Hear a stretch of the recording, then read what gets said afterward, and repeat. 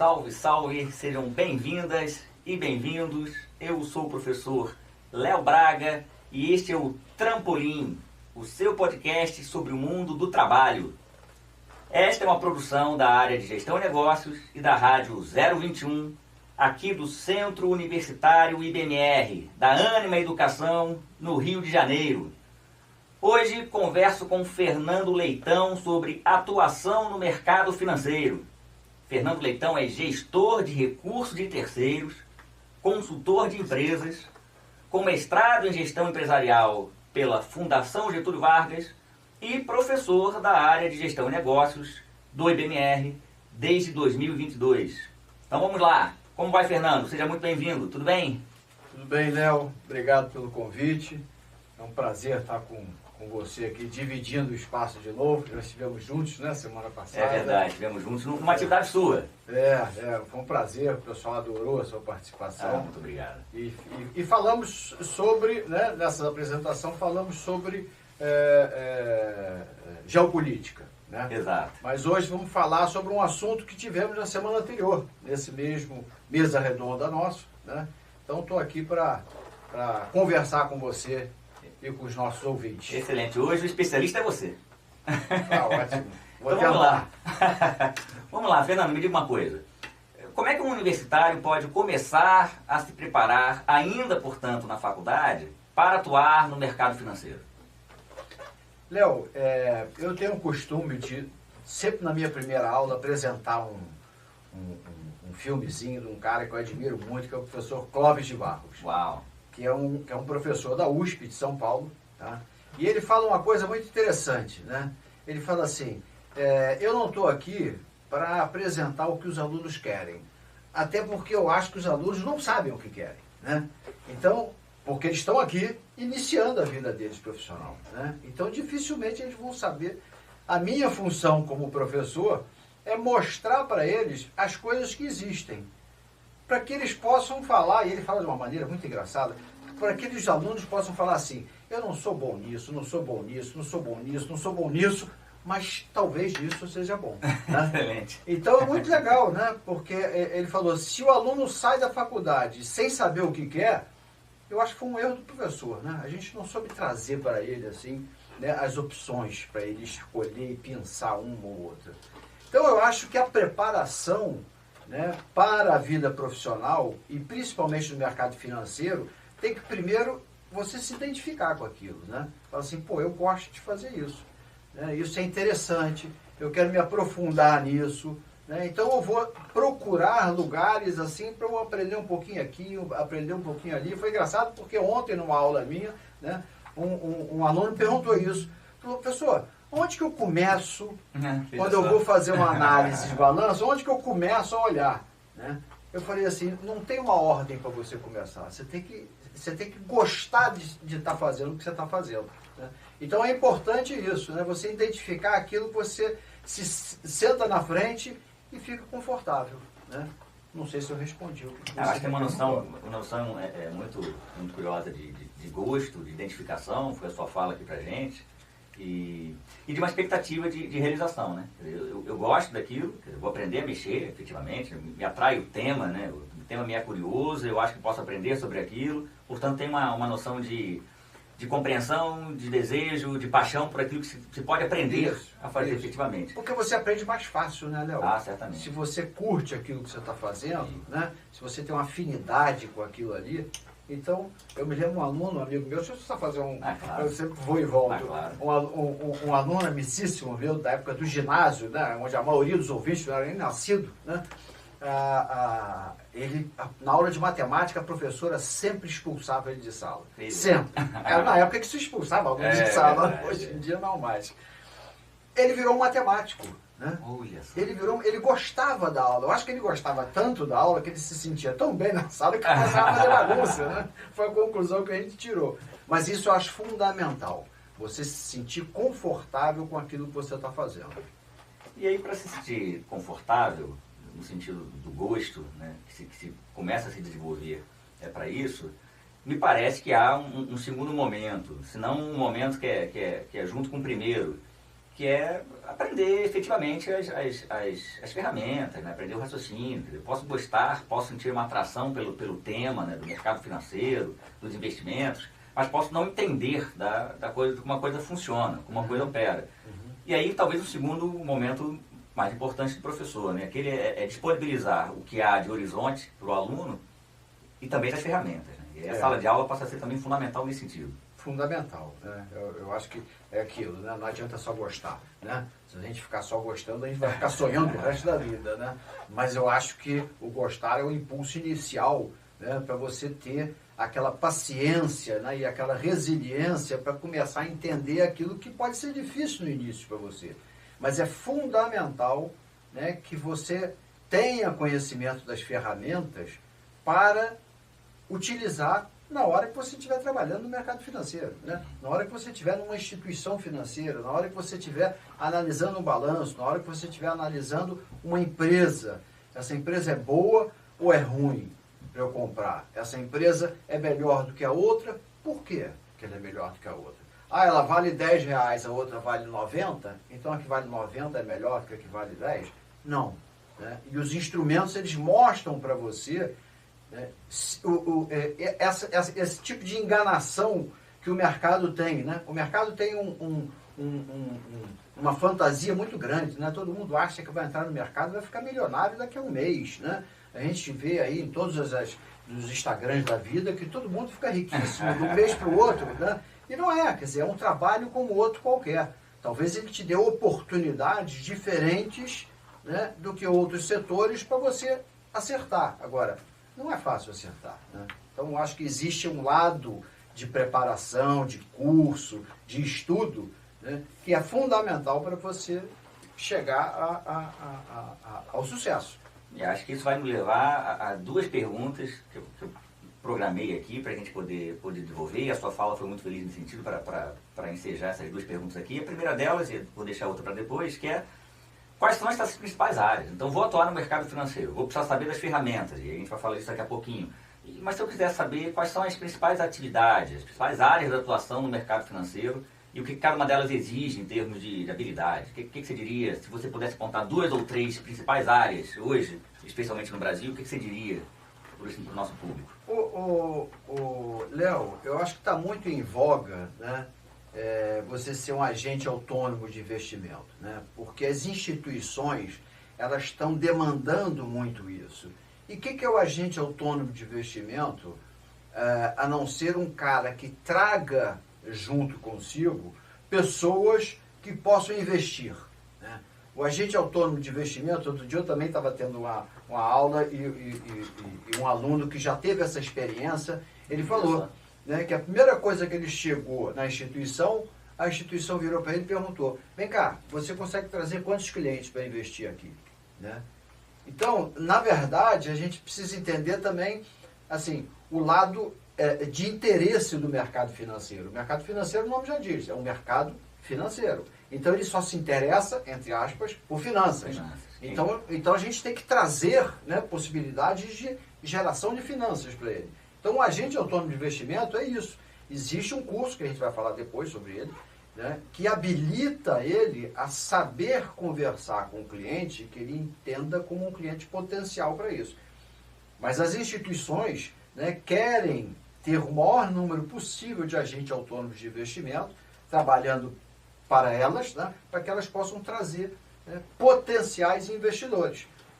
Então, eu acho que esse é um ponto que o mercado está demandando. Né? Um outro ponto que o mercado está demandando, que eu acho que é talvez até mais importante do que esse, mas menos glamuroso e talvez com uma remuneração financeira menor a curto prazo, mas eu acho que melhor a longo prazo, é a própria análise financeira. Né? Você ser um analista financeiro de uma instituição financeira, de uma corretora ou de um banco, você vai saber argumentar por que aquela ação daquela empresa que vale 10 é mais barata do que uma ação de uma outra empresa que vale 30. Né? Não importa o valor nominal do que a gente está discutindo, importa exatamente a análise financeira que você vai fazer daquela empresa e você vai chegar à conclusão que aquela que vale 30 está barata. E a que vale 10 está cara. Né? Mas me diga uma coisa, você falou aí o agente autônomo de investimento e falou o analista financeiro. Isso. E aí você vai dizer que você é o especialista. O agente autônomo de investimento trabalha com investidores, e aí pessoa jurídica ou pessoa física? Pessoa jurídica ou pessoa física. O analista de investimento, na verdade o analista financeiro, trabalha com pessoas jurídicas. O analista financeiro ele trabalha dentro de uma instituição também. Uma corretora, um banco. De um banco ou uma corretora, igual a AI, né, que é o agente autônomo de investimento. Tá? Mas ele oferece produtos, provavelmente até para o agente autônomo de investimento. Né? Essa instituição ela vai oferecer vários produtos para que os agentes autônomos de investimento possam trazer os seus clientes e ver daqueles produtos que a instituição financeira sofreu uma análise do analista e ofereceu como produto bom. E aí eu imagino que isso vá para diversos níveis de investimento. Diversos níveis de investimento. Você pode fazer uma análise financeira de um título de renda fixa. Não precisa ser de uma empresa que tenha uma ação negociada em bolsa. Você faz uma análise de investimento de fundos. Né? Você faz análise de investimento de debêntures das empresas. Então é muito amplo, né? Muito amplo. Afinal de contas, a atividade é muito ampla. Na verdade, tem que ser igual aquele meu amigo que era expulso de sala todo dia. Você tem que gostar de matemática, não tem jeito. E aí você consegue navegar em diversas frentes. Diversas frentes. E diga uma coisa, aí você disse que ia entrar ali nessa pergunta, era exatamente aqui o que eu estava guardando para a nossa terceira fala, que é dessa capacitação, né? O que ele precisa fazer, que habilidades ele tem que ter, o que ele tem que desenvolver, como é que ele se desenvolve, o candidato se desenvolve a partir das ferramentas, e que ferramentas são essas para conseguir atuar na área. E aí, somado a isso, como é que as empresas valorizam os candidatos de início de carreira? Quer dizer, o que ele tem que fazer para atuar, do ponto de vista formal? Há cursos, há certificações, já você pode falar um pouco sobre isso.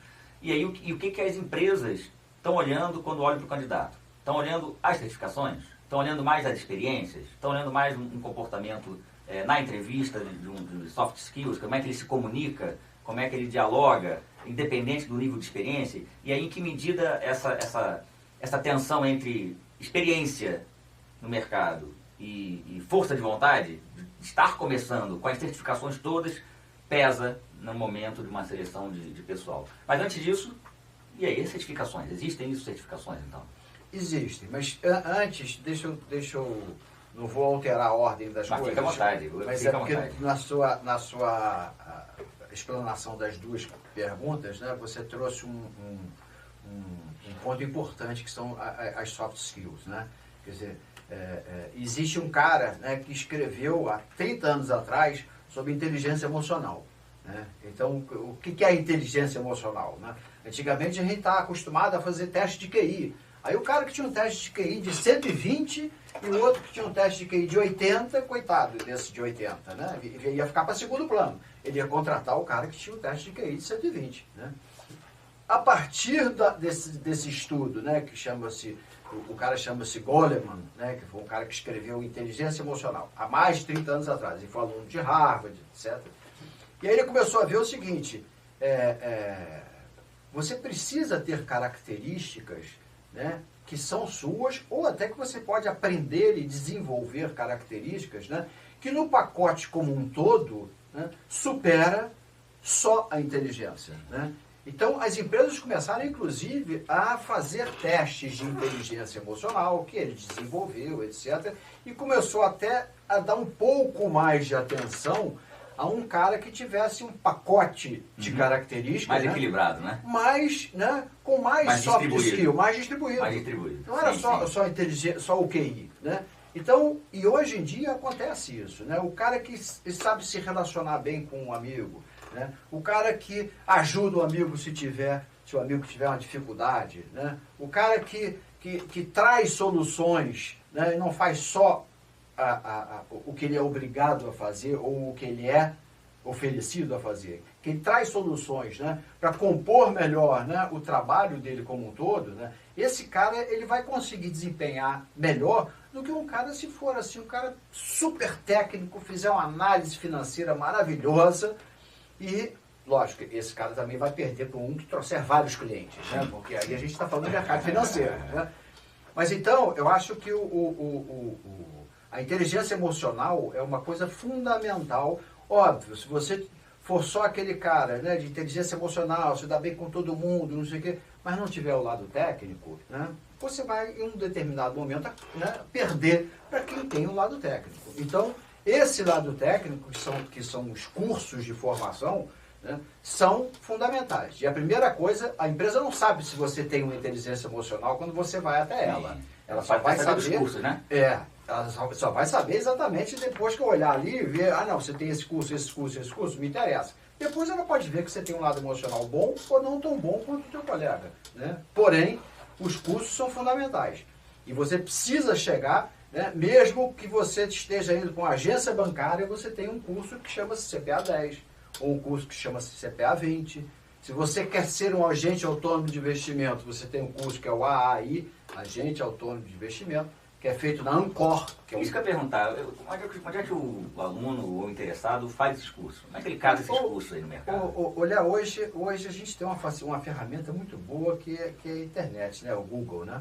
Quer dizer, então se a gente põe lá CPA 10, né? Você vai ver exatamente, tudo isso é a Ambima que dá. A Ambima é um órgão, né, que ele presta ajuda à CVM. CVM é a Comissão de Valores Mobiliários, que comanda o mercado financeiro como um todo.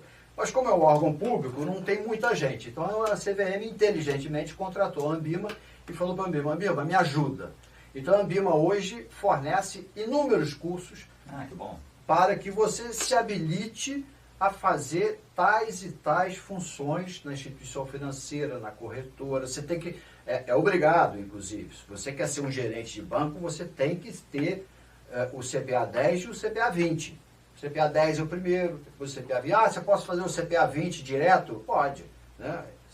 É mais carga de matéria, mas pode, né? Você pode fazer, né, o CFA, que é o curso máximo, que é feito, inclusive, com universidades lá fora. É um curso que é aceito no mundo inteiro, né? Pode. Agora, é um curso mais pesado, é um curso que você tem que falar inglês, é um curso que você tem que pagar uma taxa de inscrição muito maior, né? Em compensação, é um curso que vai te habilitar para você ser qualquer coisa nas instituições financeiras, ser gestor, ser analista, ser qualquer coisa. Essas informações a gente encontra na Ambima. Você encontra na Ambima, que é ANBIMA, Ambima. E cada nome de curso, se você botar no Google, CPA 10, ela vai te listar, ou vai te mandar para o site da Ambima direto, e no site da Ambima você vai ver quais são os pré-requisitos para você fazer esse curso. Tá? Qual é a duração desse curso? Qual é a taxa que você paga para fazer esse curso? Varia, R$200, R$300. Quanto tempo esse curso dura? Você tem que fazer uma renovação. Você tem um CPA 20, que você de 2 em 2 anos, você tem que fazer uma... então tem renovação ainda. Tem renovação. Todos eles têm renovação. Todos eles têm renovação. Tá? Inclusive o meu venceu, eu tenho que renovar. Ainda eu não renovei. Então, Ambima. Pessoal, Ambima. Curiosamente, antes de T e B, a gente escreve com M, né? Mas aqui a sigla vai com N. É porque é a Associação Nacional. Exatamente. Associação Nacional. Então vai trabalhar, vai catar a Ambima no seu Google para ver os cursos que se tem aqui. Para fazer apenas uma ponte com um dos nossos episódios anteriores, nós recebemos aqui a coach executiva Juliana Spinelli, que falava sobre soft skills que dialogam diretamente com inteligência emocional. Então, acho que os nossos episódios também guardam essa perspectiva de traçar um grande todo sobre o que é esse mundo do trabalho. Fernando, estamos chegando ao final do nosso episódio. Queria agradecer muitíssimo a sua participação. Que bom. Acho que a gente vai precisar esgotar isso em outros momentos, mas vamos chamá-lo aqui, portanto, para outras participações. Muito obrigado. Para nós foi um prazer incrível estar com você aqui com a gente. Eu que te agradeço, foi uma oportunidade boa. E quando quiser, pode chamar que a gente vai discutir. Excelente. Muito obrigado. Um abraço. Obrigado. Pessoal, um abraço. Até!